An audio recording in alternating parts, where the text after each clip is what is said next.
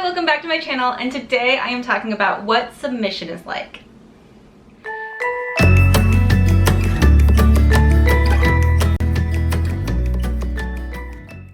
So I've experienced submission from two different angles. First as an author and the other as an editor working at a book packager. So I kind of have a little bit of insight about what submission is like, both from my own experiences and from what I've learned from my other author friends and my editor friends. So I was thinking I should make a video to give you some insights about the process, and also hopefully this will help you not freak out when it's your turn. So once you and your agent have finished revising your manuscript, the agent will let you know that it is time to go on submission. Pause here for the obligatory freak out.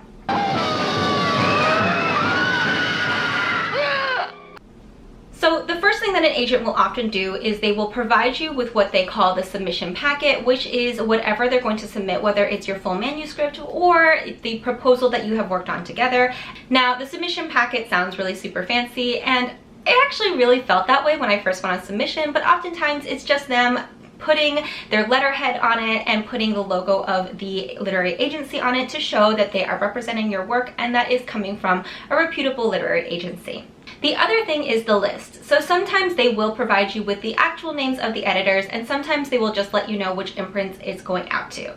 Now, I've heard of this being done both ways for different reasons. One of the reasons to only tell an author the imprint and not the editor name is to stop the author from freaking out and potentially stalking said editors. Sometimes it's done because the author requests it. Sometimes it's done because it's just the general practice of the agent or the agency. But if you do want the names of your editor and they've only provided you with the imprints, then your agent should be willing to give it to you, or at least have a conversation with you about why their process is the way that it is. This just goes into that blanket thing of good communication, which I think is very important between any author and their agent. So the next thing that often happens is the agent pitches the submission to the editors that they want to send it to. Now, sometimes they already did this in preparation for you being done with your revisions. This is often done over those fun business lunches that we often hear about, but sometimes they'll just do it over email, and sometimes they will call the editors personally. Now, every agent is different, every process is different. It's really just up to the agent what their personal process is. Most agents won't pitch a single project in person unless it's because it's for a special project or because they have like a really big famous author that they set up the meeting with the editor with specifically to talk about that author and their future projects. Oftentimes, once an agent reaches out to an editor, the editor will get back to them and say, yes, I would love to read it, I have time to read it, please send it over. Or, unfortunately, some editors might say, I don't have time, or I'm actually not looking for that anymore because of XYZ reason, which means that the agent can decide to submit to a different editor at that imprint. And here's where I'm going to get into some real talk. Some agents and some agencies do get priority from some editors, and this could be because of their working relationship with that editor specifically, or it could be because that agent or that agency has a really good track record of having bestsellers or having really successful authors. Now, it does kind of stink to think that this does exist, because then you're thinking, oh, well, then which agent should I be signing with? Or what if I don't get one of those big name agents? And this is where I tell you it's totally fine. This just means that the process for those agents might be slightly shorter. It doesn't mean that your manuscript has less of a good chance of being bought or being bought well. But it does mean that some agents and some agencies, depending on the editor that they're submitting to, might get pushed to the front of the queue. And that's a sad reality in publishing, because a lot of publishing is about interpersonal relationships at the end of the day. So now it's the waiting game. This is where you have to wait for the editors to read your manuscript, and then you have to wait for them to do all their behind the scenes processes in order to decide if they want to buy it or if they even can buy it. So some insight into what happens there. Oftentimes, an editor has to find time to read a manuscript outside of their normal 9 to 5. Yep. Just like agents, they are not sitting at their desks all day reading manuscripts. They're going to meetings, they're doing editorial for the clients they already have, they're talking to marketing, they're talking to sales, they're talking to other people that is integral to do their day-to-day job, and then in order to acquire new manuscripts, they go home with those manuscripts and read them during their off time. So yeah, it's not always a glamorous life for someone who's working in publishing, but you might get lucky. There might be an editor who really likes the sound of your manuscript and they take it home over the weekend and read it really fast and love it so much that they take it to the next week's acquisitions meeting. Talking of acquisitions meetings, there's usually one acquisitions or editorial meeting every week. Now, right now, in a global pandemic, that might be a little bit different. It also might be different usually during the summertime, but in general, there is one meeting per week where editors can bring different projects that they want to acquire to the greater group and see what everyone else thinks. Now, sometimes before you go to acquisitions meeting as an editor, you might want a little bit more weight behind your presentation. So you could get second reads. Oftentimes junior editors will ask a senior editor to read the manuscript to see if they can get their support in acquiring this manuscript. You might also want to get buy-in from other departments. This can include sales and marketing. Some of the major publishers do require that they go to like school and library, clubs and fairs in order to get buy-in from that department before they go to acquisitions. So this could slow down the process, and it might be why you're waiting a little bit longer to hear from the editor. Another thing that really varies is how and when the editor reaches out when they're interested. Some editors will say that they're interested as soon as they are interested, even before they go to acquisitions. Some editors will reach out to say that they're interested because they want to know if the agent has submitted to other imprints. Some of the big houses with multiple imprints do require that only one editor per the house offer on the manuscript. So if you're at 2 different imprints with a big 5 on submission, the editors will want to know that another imprint has it so they can talk in-house to decide which editor is going to acquire this manuscript. This is great because it means that they're interested enough to want to make sure that they stake their claim within the house. But this also means that there might be some conversations behind the scenes that slows down the process if 2 editors at the same house want the manuscript. Some editors, when they're interested, will not reach out to the agent until they have permission from acquisitions, from finance, from sales and marketing, from everybody in order to make an official offer.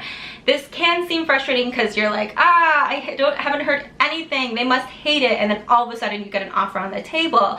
But some editors do think that this is better. Part of it, I think, is because they don't want to give hope when they don't have actual permission from the higher ups in order to acquire the manuscript. Another thing that will happen behind the scenes when an editor wants to acquire your manuscript is they'll make a profit and loss statement. This is often called a P&L, and this is where they decide how much money they can offer on your book.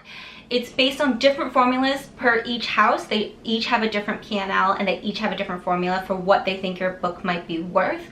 And this is frustrating because it's not a standard thing across the industry, but it means that they understand how much they want to invest based on what they've made on your type of book in the past.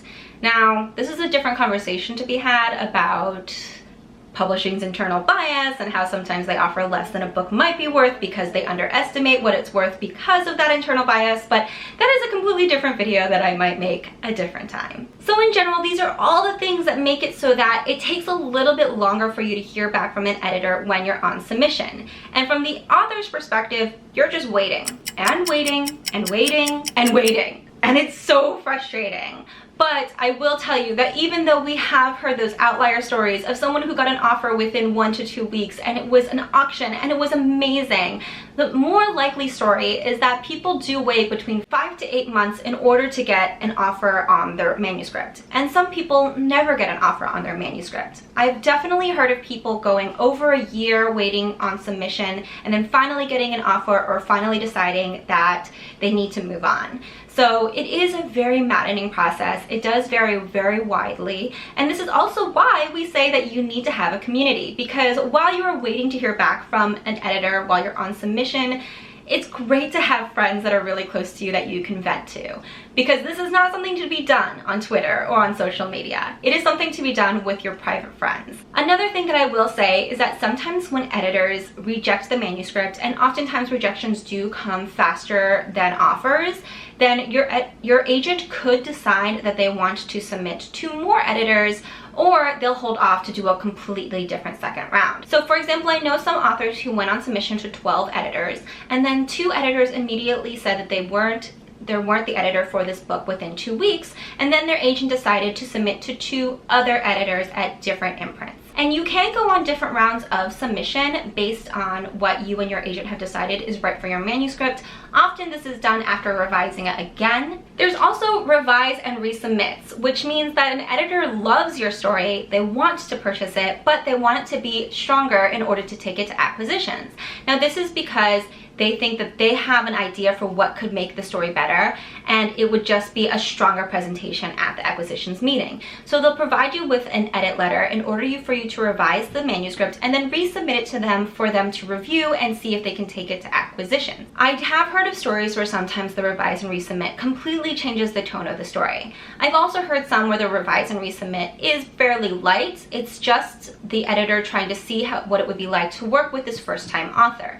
So there's varying reasons why editors do revises and resubmits, but I personally think it's pretty great to do one as long as you agree with the creative vision of the editor. And even if you revise and resubmit and the editor ends up passing, you do have this manuscript that has been revised and that you can submit to future editors. So that is generally what happens during the submission process. A thing that I learned during my submission process that I found very interesting is that when something significant happens to you in your life, even outside of publishing, while you're on submission, it somehow seems to be colored by the fact that you're on submission. Like, I will remember things that happened to me like 3 years ago while I was on submission, and I'll be like, oh yeah, that was when I was on submission. Like, it just comes out of my mouth without me meaning to say it, because that period of my life was like a significant and emotional point of my life being on submission. So I often remember other things that happened in my life based on if I was on submission or right before submission or right after.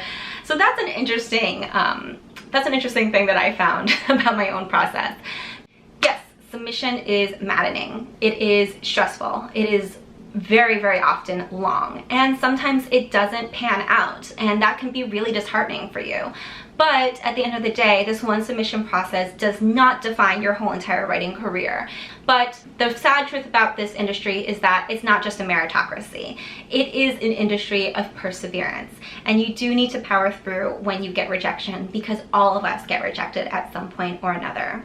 The good thing is that we have an amazing community. So that is something that can boost you and lift you up when you're at your down points. So that's my video on submission and what it's like from an author perspective, as well as some behind the scenes insights. If you like this video, then I'd really appreciate a thumbs up or a subscription to this channel. And if you have any comments or questions, then I would love to see those down below, or you can tweet at me at CatShow, and I will see everybody next time. Bye!